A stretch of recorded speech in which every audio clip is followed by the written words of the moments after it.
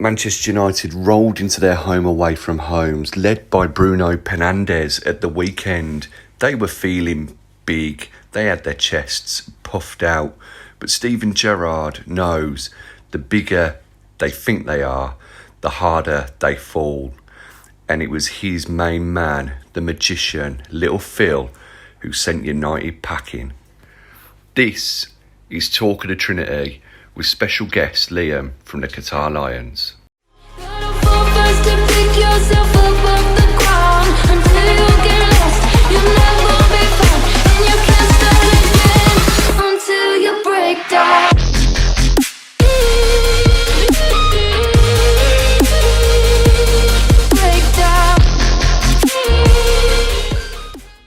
And welcome to the latest edition of Talk of the Trinity podcast.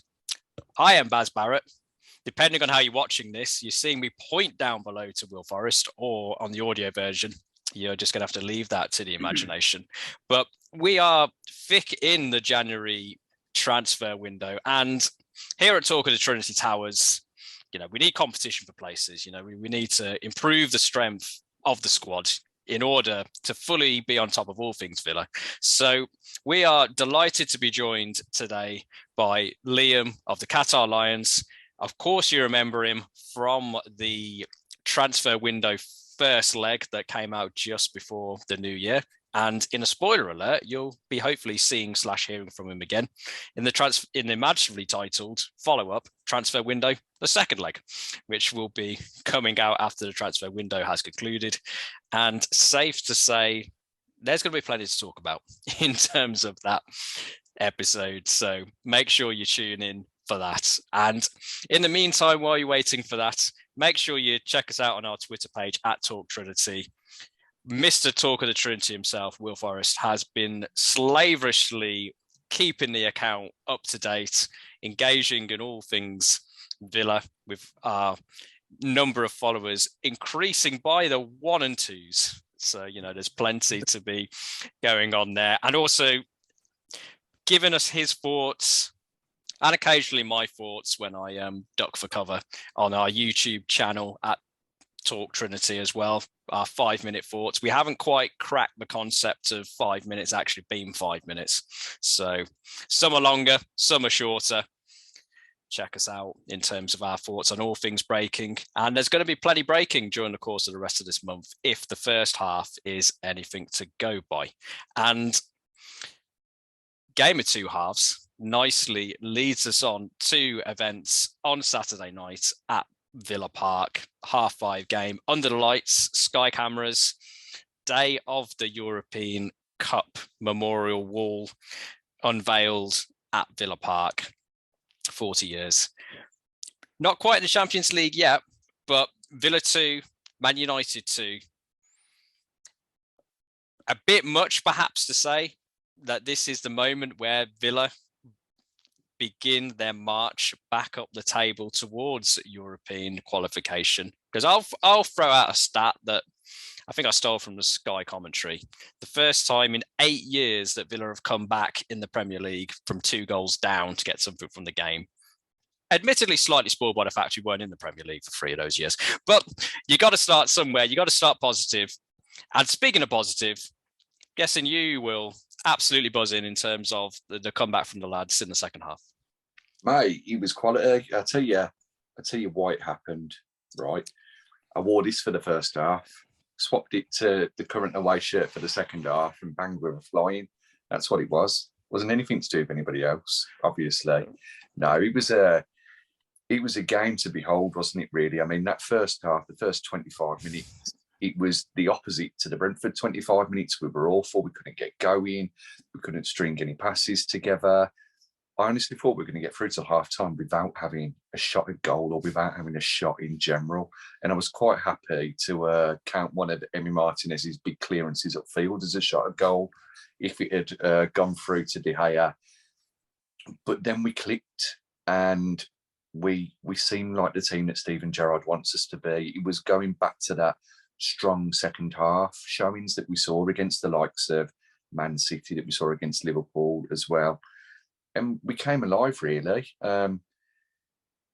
there were a lot of big performances also, I feel. You know, Emi Buendia, absolutely fantastic. Probably his best game in a Villa shirt. You can understand now why they got rid of El Ghazi, though. I'm sure Liam will be upset by that and still crying over the fact that he's gone.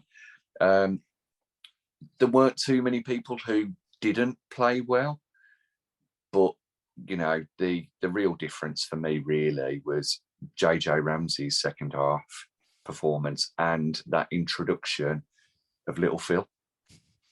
Yes, it's certainly you can't really ask for much more in terms of a debut coming off the bench, especially when perhaps maybe all hope, or most hope, was lost at 2-0. We were trying to get him on before the second goal.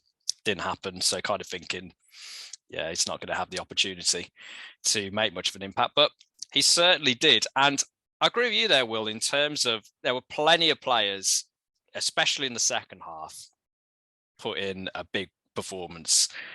Mentioned a couple there. For you, Liam, which players caught your eye in terms of the Villa fight back and their contribution?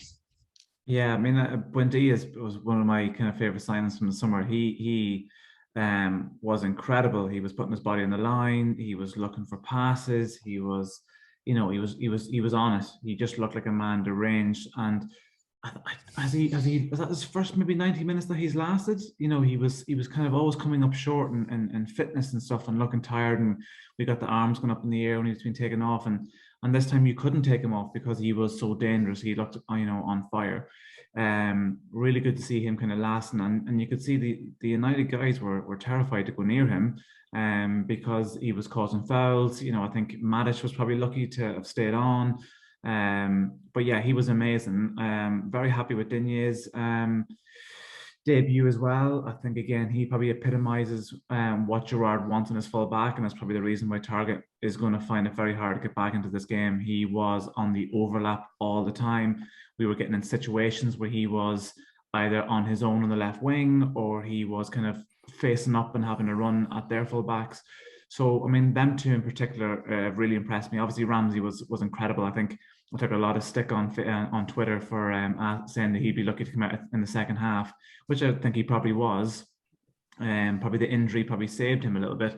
Not that Gerrard would have maybe taken him off, but second half he was absolutely amazing. I think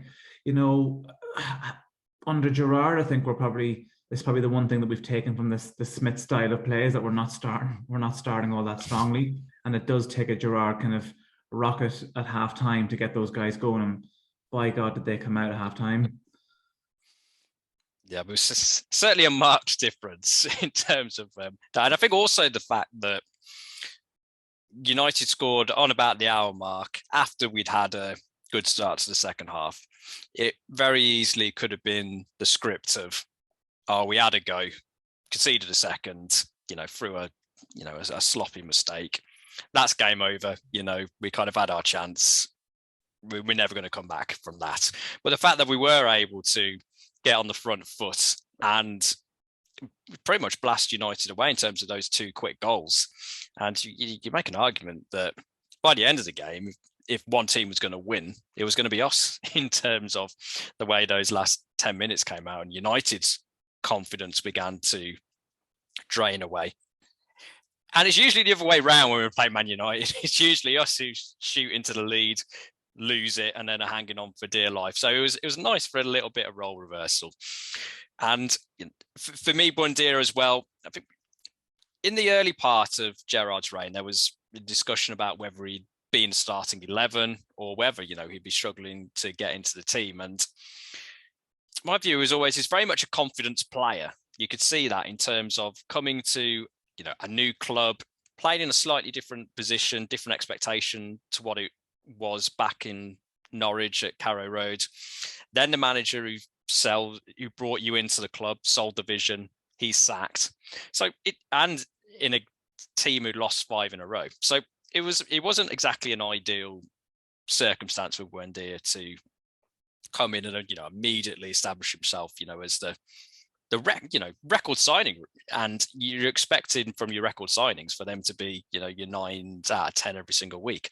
But there were in my view, the shoots of recovery in the early Gerrard games, where against Man City, for example, where he wasn't necessarily setting the world alight, but you could tell that in a choice between shirk away or fight, he was going to fight for his place in the team. And just gradual improvements in the first few games. And, you know, we're coming to a month and a half later. And really, if you were being critical, hypercritical, the only thing missing from his game is a finish, really. I mean, he's had a couple of, I mean, the header was, you know, I mean, that was a good set piece in terms of, it was good positioning from the goalkeeper. I'm gonna say, made the save look easier than perhaps it was, and that's due to, you know, the quality of De Gea. A few chances had kind of near the edge of the box, kind of straight at the keeper. If he could swap shooting boots with JJ Ramsey in a couple of situations, then Buendia would have, you know, 4 or 5 for Villa already. No, and we'd be really raving about him. But it's good to see that he kind of seems to have come through the other side in terms of the adversity. And there was talk again when, you know, Coutinho joined, you know, we'll talk about him more in a moment, that it was Buendia or Coutinho who's going to be in the starting lineup. But carry on putting performances like that, and it's going to be both in terms of when they're both fit. When Coutinho's fit, because if he carries on playing like this, I can't see Buendia being dropped in terms of the Villa starting 11, and which is an exciting prospect. If you can get a situation whereby we're assuming Coutinho, when he's match fit, is going to be in the team, that's a tasty looking kind of attacking midfield, kind of expecting the 2 behind whoever's playing centre forward, which is going to be another debate in itself, which we may cover shortly in terms of that one. But focusing on another one of the players there came in, Coutinho. You mentioned his debut. I agree with you, Liam. He did what we expected him to do in terms of how we're brought in. We did a kind of a 5-minute reaction to Dino when he came in, and you can have potentially 2 contradicting viewpoints that both actually arrive at the same point, because my initial hot take was that, you know, in terms of a 29-year-old at that money, you know, you could make an argument that we'd overpaid, but nobody's going to be questioning the pennies if in a couple of years' time he's still in the team and we're in Europe. So, you know, you kind of have both situations to be right. It was a bit like Tyrone Mings in terms of when we paid him, when we brought him, the money we paid, it wasn't related to what he had done on the field up until that point in terms of his career. But we needed that big statement signing and somebody to lead from the back. And, you know, even to this day, in terms of, you know, mentioned the Brentford game, when he's not playing, you can tell the difference in terms of leadership. So you can have an objective valuation of, is that a transfer fee worth paying? Based on performances, maybe not. But in terms of what they bring to a club and their ambition and, you know, where they're looking to get, the 2 can cancel each other out. So positive start for Dino. I agree. It's going to be a long way back from that target, you'd think, to establish himself in the first team. I could see him staying as, you know, the number 2. I think we need to get another left back in before we looked to sell Target, because, you know, I think you're only one injury or one suspension. There was a fun bit of head scratching in terms of when Tini got booked, trying to figure out whether he was actually suspended or not for the next game because of 5 yellow cards. But my understanding is not suspended, because Villa had played more than half of their games this season. So the yellow cards didn't carry over. But he'll be there. He'll be getting a nice reception back at Goodson next week, no doubt. And speaking of somebody who will also be getting a nice reception at Goodson next week, another one of the star men who we've mentioned, Philip Coutinho. Don't really get much better than that for a hello, do you, Will? I mean, this season it's been Leon Bailey's 20 minutes, which have been, you know, in terms of against Everton, you know, one of those 20-minute cameos you remember, probably edged down to number 2 now, you would say, in terms of an instant impact. Mate, Philip Coutinho was everything you hoped and more, wasn't he, when he came on Saturday? He lifted the crowd, which we said we thought he would do, and we thought that would act as a 12th man if he came on. It did. He was up for it. He was obviously had a point to prove. it's like Gerrard said, does he really have a point to prove when he's gone to Barcelona and won 2 leagues? He's gone to Bayern Munich and won the Champions League, and he's been playing for Brazil. You know, yes, he does, because he hasn't done as much as he would have wanted to do. But he was fantastic. He came on. You could see that as well as Buendia and Ramsey were playing, their games upped as well, just from having that high-class athlete on the pitch with them also. He demanded the ball. He wanted the ball in tight spaces. He was happy to run with it. He got involved with the first goal and then obviously scored the second goal. And, you know, that's going to endear yourself to the Villa Park faithful, isn't it? That sort of a finish, especially, as you say, when you come from 2 goals down against Man United, which it's always the opposite way round. For me now, I think if you can get 60 minutes out of him or 75 minutes out of him, you throw him in and you start him from the beginning, because he, just being on the pitch and for those 20 minutes, showed that he's the best player there. He's a world-class player. And if we can keep hold of him with that optional buy clause, which hopefully, after seeing him for 20 minutes, we activate, if he can produce that week in, week out, or even produce more because he wasn't at 100% fitness, then we're onto something. And that's a bargain. For 30 odd million, he's absolutely class, fearless. And you hear Gerrard saying that Buendia's loving playing with Coutinho. And just to go back to Buendia, as you say, it's the best game he's ever played. I think it was his first 90 minutes or one of his first 90 minutes for a long time, as Liam pointed out. You give either of them a football at the bottom of New Street Ramp in the mid-90s, and they're dribbling past everybody who's trying to walk past McDonald's, I tell you, and you ain't getting the ball off them. I think those two on top form, if you're Traore, if you're Trezeguet, if you're Leon Bailey, Carney Chukwuemeka even, you're worried about whether you're going to get a place back in the team, because those two would be the first 2 names down on the team sheet for me. Yeah, and I think that's a demonstration of the steps Villa have been taking. I mean, and Gerrard is insisting upon. There's still steps to go, but in terms of that's the level of performance you're going to have to give to guarantee a place in the team, really, because decent isn't going to cut it. In terms of if you get an opportunity, come in, play okay, or have a good game. That's not comparable to the situation a few years ago when we were first in the Premier League again. That'd probably keep you in the team, for a few weeks. He did decent. That's kind of where the level of expectation is. Decent is not the benchmark anymore, and you can see that in terms of Gerrard's comments, demeanor, and his expectations. You mentioned his comments in respect to Coutinho. Has he got something to prove? I think in order to get the best out of him, we need to get him in a mindset that he does. I think in terms of if we let, when he left Liverpool 4 years ago, were Villa on the list for places he would go? No. So I think you could say in terms of things have happened, shall we say, in order for this opportunity to arise. So I think we do need to keep that hunger. I think the fact that there's a World Cup coming, I think is useful in terms of keeping Coutinho's levels up there in contributing to Villa. Liam, bit of a surprise signing. Nobody saw it coming. Coutinho at the kind of the end of December, where esteemed pundits were talking about potential transfer opportunities and wishes. Yeah, it's absolutely left field. Yes, it's absolutely left field, but I think it's what kind of Gerrard was going to bring to the table, isn't it? It's kind of putting us on that global, on that world map almost. Not that we weren't, we are such a big club, but we kind of need to get ourselves kind of back as seen as being one of those big teams.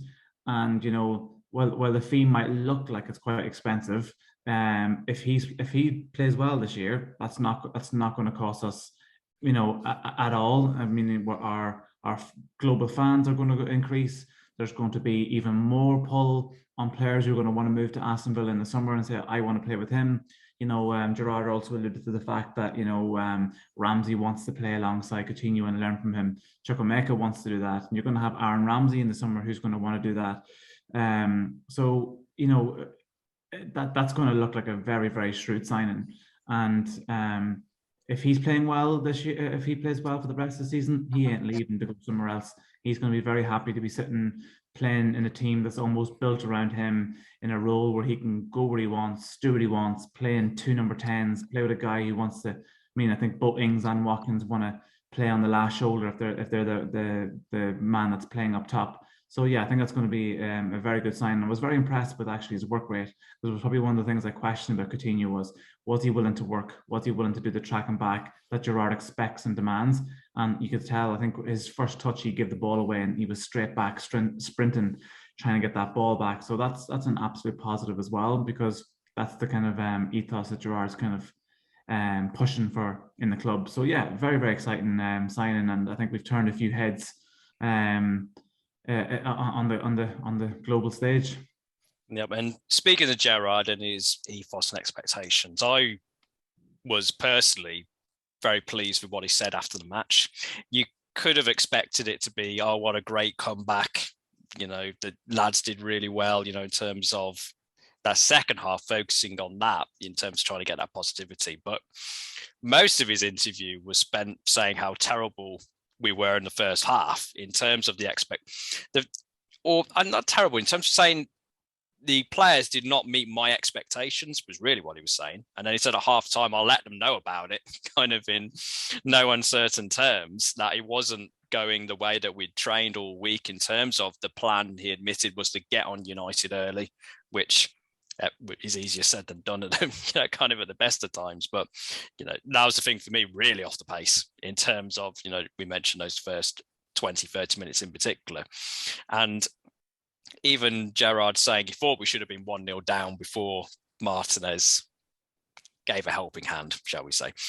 And you don't want to be in a situation where you're playing that bad in the first half and your manager has to give you a rocket, but demonstrates that what he says in the dressing room at half time does have an impact. I mean, this isn't the first time, as Will mentioned earlier, that we've seen a reaction in terms of the second half. We just got to hope that we can piece it together in terms of, first half and the second half. But yeah, in terms of that expectation, it echoes what he said after the Brentford game in terms of saying that wasn't good enough and it's going to be fixed in the short term. It didn't say otherwise we're going to be signing players to get rid of established players, but you can tell in terms of if there's an opportunity in the transfer market in January or in the summer when there might be a bit more scope to make changes, Gerrard isn't going to be shy of doing so. And especially in terms of one of the things me and Will mentioned previously was the change in ethos looking from the outside in of transfer policy. The last few years has been younger players, potential resale value. We alluded to our thoughts that we thought the policy must have shifted to older players, in terms of for the here and now.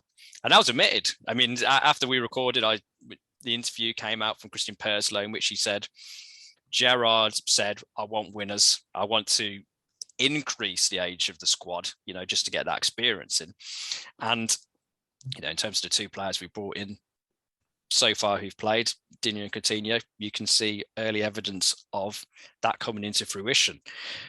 But 2 players who weren't brought in by Steven Gerrard, who were brought in by Dean Smith, have been causing pretty much split debate amongst Villa fans. We did send Mr. Talk of the Trinity, Will Forrest, deep undercover to gather the opinion of Villa fans. But you've heard of how do you solve a problem like Maria?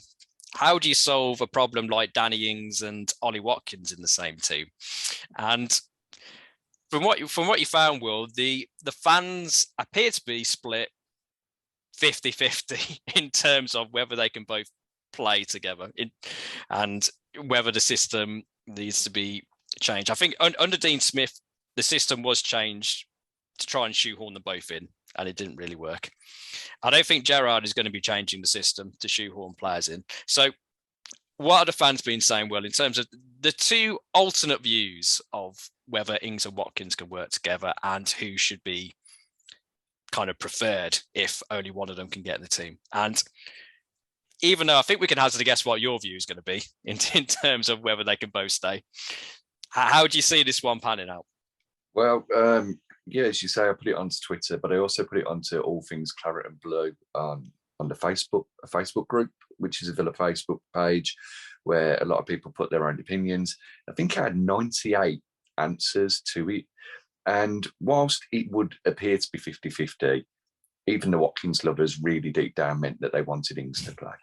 No, you know, it was very much 50-50. There was a lot of they can't play together. The main pluses and cons that there were for both of them. And I'll start with Ollie Watkins first. Ollie Watkins' work rate was mentioned throughout. You know, he works hard for the team. He gets into the channels. He's going to pull defenders out of the way so that the likes of Coutinho and Buendia can exploit those spaces, and JJ Ramsey as well. The negatives for Ollie Watkins were his finishing and his first touch.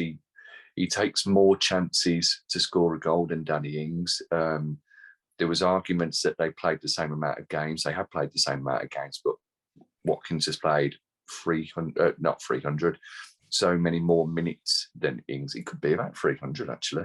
He's played more minutes than Ings anyway. He tends to stay on the pitch because he's got the fresher legs. He can use his pace to get away from defenders. There was also some comments, and I think these are ridiculous, and I'm sure that you and Liam will agree with me, saying that he doesn't seem interested in playing for the Villa anymore. He never celebrates. He doesn't clap the fans. He wants to join Arsenal. I think that's the biggest load of Birmingham City I've ever heard. He's there celebrating with Coutinho when Coutinho scored. He's clapping the fans at the end. He wants to do well for the club. You know, he did brilliantly for us last year. He's just struggled a little bit this season. Danny Ings, when people were talking about him, the pros for him were Danny Ings knows where the goal is. He finishes chances at a higher percentage than Ollie Watkins, and he's a natural goal scorer. He's a poacher that we need when we've got creative players who will create for him, especially with the arrival of Luca Dean as well. The problem for him was he doesn't work hard enough for the team. He just wants to hang on the last man and try and get a goal. Personally, I think the criticisms of both players are unfair. I think, as I've just mentioned with Watkins, I feel that he does want to play for the club. He wants to push on. We've given him this opportunity. And from those opportunities, he's played for England. I think he wants to do well for us. He wants to be the number one striker. And you can see that in the way that he plays. He wants the ball. He wants to score. He's a bit selfish. Everybody wants that in a striker, really, don't they? You know, you want your striker to be that little bit selfish. There are times where, and as you can see, I'm pulling my hair out, thinking, just slip Danny Ings through. Just slip him through. But he doesn't. He plays a different pass, and you know, he's in the middle of the game. He's got the pressure and the weight of expectation on his shoulders. What do I know? I'm watching it. And then I think, you know, with Danny Ings saying that he doesn't try hard, he's constantly moving. He's constantly trying to get into those gaps. He's constantly looking for a through ball that he can get onto. And he drops back as well. He's turning more into a false nine for me than an out-and-out number 9 in how deep he drops. He needs to stay higher up the pitch, really, and be that fox in the box that Arsene Wenger wanted Francis Jeffers to be. So it was very 50-50. Now, if you're asking me, on the back of the last game, going into the Everton game, if I'm playing Philip Coutinho, then don't fall off your chair here, lads.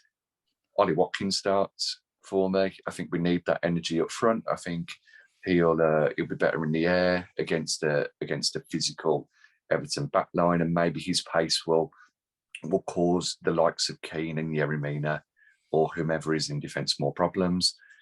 As much as I'd like to say Danny Ings, I think the thing with Danny Ings is he will get you goals, but he tends to get more of them when Watkins isn't in the team. On what they've done this season, I'd put Ings in. He'd be my main man in my first choice striker. I think he works better as a solo striker as we saw against Brentford. But for the next game, I'd go with Ollie Watkins. I'm really sorry, Danny. Well, we do know that. Man, you do that. I can't believe you do it. I mean, we know he's a listener and a watcher. I mean, probably not now. So, thanks for stopping by, Danny, if you still are. If you've managed to get over the betrayal of your number one fan, it's in terms of, I think we're speechless here in terms of on the upper level of celebrity squares, in terms of Danny Ings and those views there. Can't believe I've done it. No, I mean, there's still plenty of time to redeem yourself during the course of the podcast. But in terms of your view, Liam, in terms of the Ings-Watkins debate, viewpoints set out by the fans there, do any of them match your opinion, or have you got a different take? No, they're pretty much spot on. I mean, I have to say, I have kind of half noticed a little bit of Watkins kind of not celebrating certain things, but I don't think it's out of kind of not being happy for the team. I think it's probably more of annoyance of him not doing the role that maybe he was supposed to have done, or maybe a misplaced pass within the sequence of passing. He's obviously got very high expectations of himself. But the Ings and Watkins just don't work together in that team because, as Will said, they both want to be on the shoulder. Danny Ings doesn't play. Even I think when Danny Ings was playing with Che Adams was the deeper guy, and Ings tended to play often on the shoulder. I would be very, very interested to see Danny Ings with Coutinho and Buendia to see what he can offer as the guy that's going to play the most advanced. But I'm a big Watkins fan, so I agree with Will there. I think the work rate comes in, the strength that he has in holding up the ball. Again, I'd be interested to see what their heading stats are like. Danny Ings likes a headed goal, so that would be interesting to see what that's at. But yeah, you got to start with Watkins in that one, and then maybe swap them around at some stage. Maybe if there's, well, I suppose there's no more cup games, is there? That's us. No, all cups games are done. So if there's an opportunity maybe to rotate them and see what Danny Ings can do. I mean, as you said, Gerrard's ruthless. I think, in the summer we're going to know whether Danny Ings or Watkins is still there. And I think, unfortunately, it's going to be Danny Ings is the man that's going to be staying or going. But let's see what happens. I think, the only thing I get a little bit kind of frustrated about is they don't. For me, it almost looks like sometimes that they don't get along. It's like Will has said, Danny's begging for the ball to be played through, and Watkins takes an extra touch, and he's almost like he's wanting to get it out wide so he can get back in the box, so he can be in that position. I see Danny Ings getting very frustrated when he is pressing guys and he's squeezing them out onto the wings exactly like Gerrard wants, and then they pass the ball back across into the centre, and Watkins isn't there to create that press, because then it's just a waste of Danny Ings' time. So Ings is absolutely frustrated as well, and I know he moved to Southampton to go get goals and to basically prove what he can do. He doesn't want to come to Aston Villa and sit on the bench either. He wants to prove that he can get those goals, and I'm sure he's probably thinking, I've got a chance here of being in a World Cup squad. He wants to go and show what he can do. So Danny Ings is going to make a decision this summer, I'd say. Let's see what happens. It seems sometimes like with Ings and Watkins, it's like a loveless marriage. And Emi Buendia is the marriage counsellor, because they'll both happily pass to Buendia and then Buendia will pass it on. But you're right. I mean, yeah, as I say, this weekend I'll go with Watkins, but overall I'll go with Ings. Danny, I love you. I think, he's a natural goal scorer, and if he isn't playing, if he's sitting on the bench, then he'll leave, and you can understand that. You want both players to be there, but Gerrard definitely needs to find who the better one is. And if it is, there was something on Facebook of just rotate them game by game, or play one for 70 minutes, play one for 20. Neither of them's going to want that. They're both going to want to play for the 90 minutes. They're going to have to be on the same pitch at the same time some of the time for the rest of the season. Gerrard said he wants to play both of them together, though I don't think he'll be as stubborn as Smith was in changing the formation for them. For me, if you're going to rotate it a little bit, against the teams where you know they've got pace at the back, you shove Ollie Watkins in. And against the teams who maybe aren't as good and are more leaky of goals, if that is a word or a turn of phrase, the leakiest defences, you put Danny Ings in because he's going to punish them with his natural goal scoring ability. And then let's not forget we've got Cameron Archer, who's on the bench, who could potentially come into it all. And if he carries on the way he has done in the League Cup, why can't he be knocking on the door next season if he's got the likes of Coutinho and Buendia behind him? I mean, for me, as well, for next game, I'd play Watkins ahead of Ings. I'd say, it's the age-old debate in terms of having a selection. Do players win your games, or do tactics win your games, and which one's more important? And the reality is, in terms of, you can have a great team with no tactics, who are more often than not may get beaten by a lesser, player on paper where the quality of the players is lesser, but they've got better tactics. And some managers, kind of more about the players. I mean, you're looking kind of, the Kevin Keegan style, just put the best players on the pitch. They'll win most games, but not necessarily, the ones that matter. You got, the Galacticos, if you look at Real Madrid, that type of way. You got other managed on the other side where the tactics are the most important thing, and you get players in who fit your tactics. I suppose the most extreme example of that, off the top of my head, international football, Greece winning Euro 2004, very much about the tactics, not so much about the players. In terms of where I think Gerrard is on that line, I do think he is committed to a tactical style of play in terms of his preferred formation.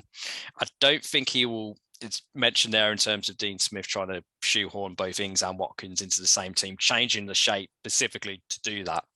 I don't think Gerrard will in the long term, especially in the summer, once he's had the opportunity to get a few more of his players in. And I do think in terms of next season, if they're both at the club, one of them's playing. I mean, presuming if Coutinho carries on with his good form and he's fit and he stays with Buendia and that two behind, I don't think there is consistent room for both of them in this team in the way Gerrard wants to play. You mentioned in terms of rotating. Yeah, I disagree as well with kind of the comments in respect of 70-20, shift it one or the other, because it would just annoy both players quite quick. There is a potential for rotation if you weren't going to go down that route with the upcoming games. If, for example, looking to get some confidence up for Danny Ings, the teams we're playing over the next month or so, Leeds, Watford, Brighton, not in great runs of form themselves. So, if you're looking to try and jumpstart Danny Ings, because came off on Saturday, to me, he looked exasperated in terms of, I don't really know kind of what's going on here, kind of what more can be done. And maybe if that is because of the communication with Watkins not being quite there. I mean, you can have players who hate each other playing together. I mean, Andy Cole, Teddy Sheringham, for example, I mean, I don't think they spoke at all, did they, during their time at Man United? They did okay. So it can work, but if it's not working and you're not getting on, then, well, yeah, that's just a recipe for disaster, really. So I think it'll be, in terms of the rest of this season, they're the two main strikers at the club, so I can't see either of them going in January, even if it is true that Watkins is making eyes at Arsenal, which I don't see myself in terms of him being the type of player who would kind of go on strike, as it were, to try and get moved to Arsenal, because he's looking for the England squad potentially for the World Cup. So is Danny Ings. So I don't think you're going to sabotage yourself. Whether if Arsenal came knocking with a big fee and Villa were minded to sell, Watkins would jump at it. Maybe not. I mean, I think that depends on how Arsenal do for the rest of the season. They're, in terms of, I can see what I want at Watkins being as though they miscounted the number of players in their squad they would have during the African Cup of Nations, having to get games called off. Yeah, I think that's a bridge if you come to it. And similarly for Ings, I mean, in terms of, he's a proven goal scorer. If somebody, and I'm thinking of Newcastle, came in, 40, 50 million in terms of, you'd think you would, especially in the summer, you would think about selling. you would, if Gerrard establishes that Watkins is his preferred choice up front and he isn't going to Arsenal, and somebody comes in with a double your money offer, you think about it. I mean, at least. I mean, we need to go and buy another striker, probably another two, I'd probably say. But then you got 50 million burning a hole in your pocket. I want to think about it. I'd just tell him to get lost, get stuff, go and do one, clear off. Thank you very much. Nah. I mean, in terms of if I was making a waspish comment and say why would Danny Ings want to go and play in the Championship if Newcastle are coming in at the end of the season, well, maybe that's not for me to say. Even though you may have said I just said it. But speaking of things that may transpire in the future, brings us nicely on to Saturday's game, 12:30, BT Sport, Goodson Park, Everton against Aston Villa. We're going to be doing a match preview with an Everton fan to listen out for that separately, which will focus on some issues Everton have been having. It's been a big week for them in terms of players going out, managers going out, losing to Norwich. I mean, I think in terms of Benitez was sacked after losing to Norwich. I think, to be honest, he should be sacked after conceding a goal to Norwich based on their goal scoring record over the last few weeks. But anyway, from a Villa perspective, we are going into the game with confidence after the second half comeback against Man United. Another week of players in training, going towards match fitness, and Gerrard another week to get his views across on the training field. How do you see this one going, Liam, in terms of what do you think are going to be the key battles on the field which will determine how this game pans out? Yeah, Everton aren't in any sort of good form, and I think the guys that are coming in for the criticism are the fullbacks. Seamus Coleman, I think, has taken an awful lot of flack as well, so it'll be interesting to see what way that back line gets manoeuvred around, especially with Cash and kind of Digne being so attacking. We'll look to exploit that. I think it's whatever, and it's chaos, but one thing that you can kind of guarantee with Duncan Ferguson is that he's going to bring a bit of a no-nonsense kind of attitude and feel to it, and I think he will tighten it up. I don't think he's conceded a whole lot of goals in his 4 games that he's been in charge, so he'll definitely tighten things up there.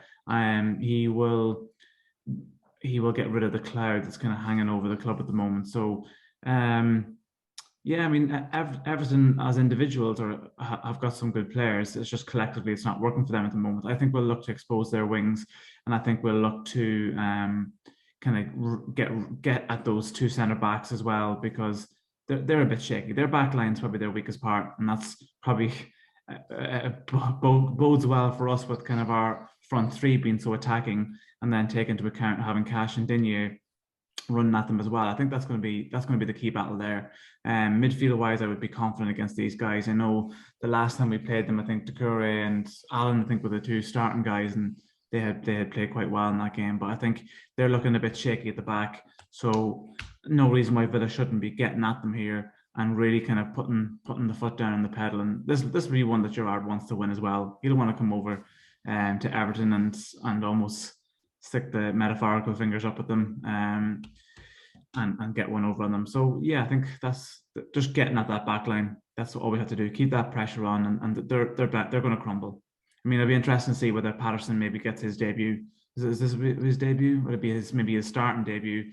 I can't see Seamus Coleman being in there in the next game. That left back, I haven't seen much of that left back. I didn't see his starting game. Anyone see how he performed? Didn't do very well, I don't think. Yeah. So let's hope the Cash gets him. Hopefully it's overloaded.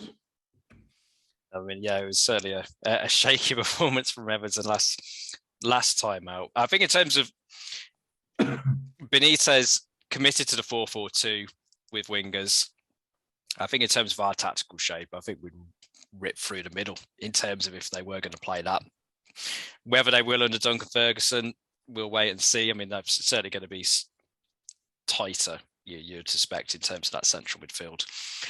Where do you see the tactical battle being won and lost, Will, in terms of, is it a situation more don't have to worry too much about Everton's shape because Villa have got their tried and tested system to beat them? Or do you think we are going to have to at least have some consideration of Everton? As of time recording, I should point out, we are not aware of how Everton did in their game against Chelsea. So we're going truly blind into predictions, which is all the well, we will see in the edit whether that was right or wrong. I think the one good thing for us before we carry on with the Everton is that their best player can't play for them because obviously he's on loan from us. And I know that Liam would agree there. We're all thinking it. I think Liam's spot on. We're going to win it with that overload that we get going forward. With the you mentioned as well the 4-4-2, we go through the middle of them really. I expect to see John McGinn back in, hustling and bustling, getting up the pitch, putting in the crunching tackles that we're going to need against the likes of Allen and Decore if they're starting. And then it will be what the two number 10s and the number 9, whoever they're going to be, can do to put as much pressure as possible onto that back line. If Patterson makes his debut, which I'd be inclined to agree with also, then Luca Dean is going to make things really difficult for him, as has, I would imagine, JJ Ramsey, if he's going to be that left side of midfield. He likes to pull out across as well. And then on that right side, their left back side, their new signing didn't have the greatest against Norwich. If you've got Matty Cash constantly bombing forward at you, and then you've got John McGinn there doubling up as a second right back or able to get forward, along with the likes of Buendia and whomever else, creating problems in those spaces between the defence and the midfield, then whoever's up front surely is going to have a field day. You'd think they're going to have a lot of chances. And then you've got Jordan Pickford, who we mentioned off air before, is one of their top 3 players, but he tends to have a bit of a wobble for Everton at times, doesn't he? He's not the most reliable goalkeepers, as good as he is for England, and he's fantastic for England. It's going to be interesting, but it's going to be in that part of the pitch that we win the game. I think their main threat is going to be Richarlison, just come back from injury, scored the overhead kick against Norwich. He'll be pushing for a start, probably play centrally as well. I would hope that if Douglas Luiz starts and he plays in that holding midfield role, and we know Douglas Luiz doesn't particularly like to put tackles in, but he doesn't mind stamping on people where he needs to. He didn't stamp, but he doesn't mind doing that. I actually think that if he plays against Richarlison, because he knows him from the Brazilian national team, he does stay close to him. He does want to one-up him. He does want to prove that he can nullify that threat of one of his mates. Type of thing. It's like when you play football at school and you're on opposite teams and you want to man mark or really show up your mates and take the piss out of them in geography. Next, he's going to want to do that for the next time they're back in Rio de Janeiro, going, mate, I had you in my pocket and my shorts don't even have any. You know what I mean? That's where I think it is. The one potential weakness for us is going to be who partners Tyrone Mings, because at the moment we don't know what's happening with Konsa. Hip injuries tend to be things that can keep you out for 3 to 4 months, but if he's fit enough, he gets back into the team, as well as Courtney Hawes did. And I got chastised on Twitter for saying that Courtney Hawes wasn't very quick. Someone said, well, that doesn't mean he's not good. I never said that. I just said he's not quick, and that you want somebody quicker at centre-back, really. I think that could be a potential problem. But if Tyrone Mings plays as Tyrone Mings can and did the other day, then we should be fine. We should have no problems at all.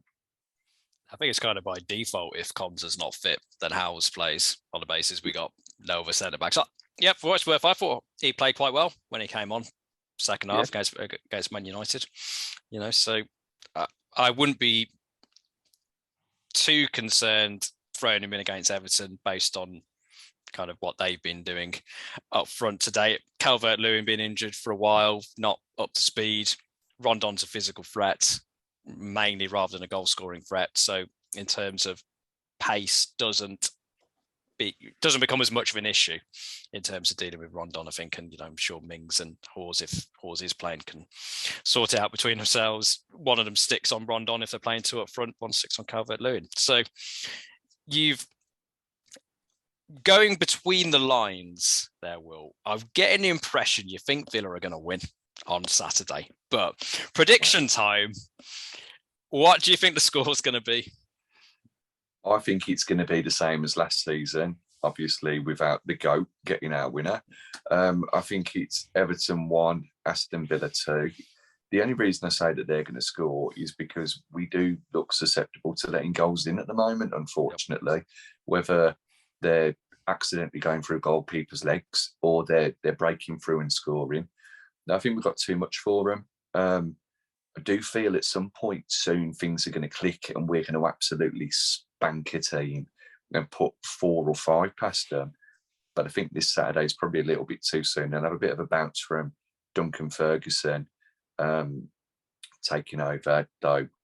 Now that they've lost to Chelsea, they'll probably be a little bit deflated. Yeah, 2-1 for me. And Danny Ings is going to come off the bench, score the winner, reveal a T-shirt with my face going, all is forgiven. And Anwar El Ghazi is going to be in the front of the crowd going, woo, woo, woo, Liam, yeah. But I mean, in terms of the way predictions go, I mean, it's, a colourful prediction, in terms of, but, really felt like I was in the stand there in terms of people jumping out and that. But maybe we can't quite even attempt to match kind of the enthusiasm shown by Will there. But for you, Liam, how do you see the game going in terms of score predictions? Do you think this is a Villa win? I'll try and be a little bit more of a sensible head here. I think this is going to be the game that we spank. I think this is it's going to be a 3-0. I think they will look to shore things up. I don't think it's enough time for Duncan Ferguson to sort out the mess that's there.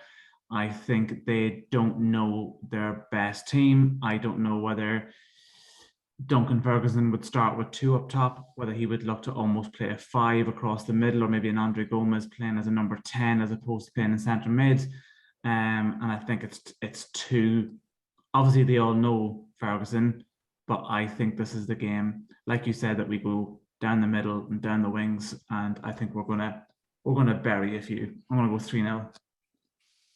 Well, in terms of the confidence bandwagon is rolling strong here at talking to Trinity Towers.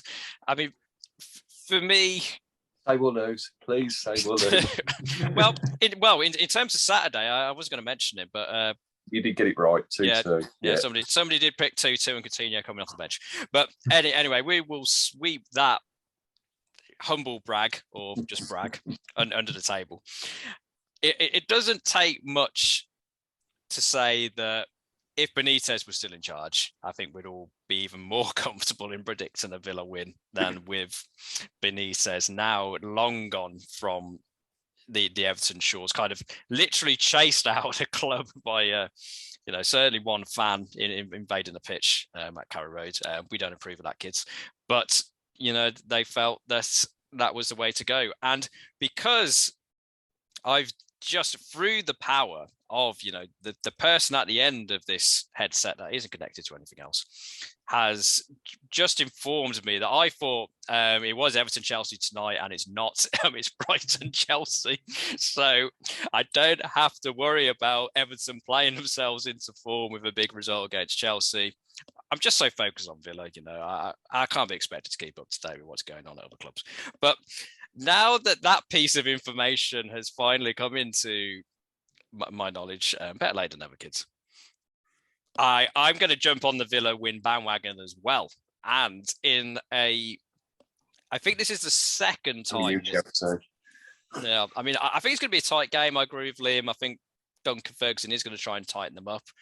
I just looked at that team that played Norwich on Saturday, and that is a poor team.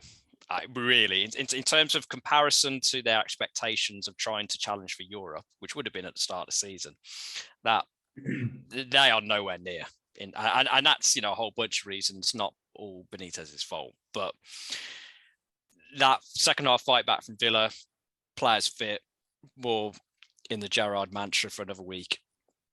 I think it's going to be.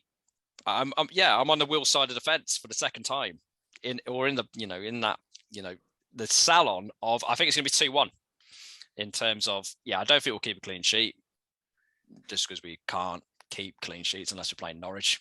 Kind of by the looks of it in recent, that's an area which I think we need to improve on. But I think our attacking play is going to be too much for Everton, and I think in terms of, I think we will, beat them through the middle, and we've got that potential overlap. I think Coutinho is going to have a good game. I think welcome back. It'll be interesting to see the reaction he gets, because I think most Everton fans are just going to be pretty annoyed that he's gone. So I don't see him getting a bad reaction. Also, having Steven Gerrard there helps in terms of Everton fans being able to focus their anger on somebody else. But I think Villa are going to win. And you could say in terms of, obviously we beat them last season there as well. The score may be the same, but I think, where the teams are respectively and where we're going to go in the future is completely different, nearly 12 months on. And speaking of moving on to the future and where we've been and where we're going, that does bring us to the end of this episode of Talk of the Trinity. We've been back talking about Man United. We've been to the future, talking about Everton and our thoughts. And, thank you once more to Liam of the Qatar Lions for joining us. Really appreciate you coming on, and we will have you back in a couple of weeks to talk about when we sign Kylian Mbappe from PSG. And in the meantime, whilst you're waiting for the game, check us out on YouTube at Talk Trinity. Check us out on Twitter at Talk Trinity. Mr. Talk of the Trinity himself will be cooking up many a poll and a conversation starter, shall we say, in terms of opinions for Saturday. I mean, we appreciate all your input, although, it, as demonstrated by Danny Ings and Watkins, every fan has an opinion, and sometimes we agree, sometimes we don't. But, that is the joy of us bringing you all things Villa. And before I pass you over to Mr. Will Forrest for his final thoughts, thank you for listening, and hopefully you enjoy the game on Saturday. Yeah, and as always, thank you, Liam, for joining us again, taking the time out. I know the time difference is a little bit, isn't it, at the moment where you are. It's always great to have you on the show. Thank you to those who are listening to us on Spotify, Deezer, Geezer, Freezer, Badiza, listening to us on your mom, whatever it is that you're listening to us on. It's much appreciated.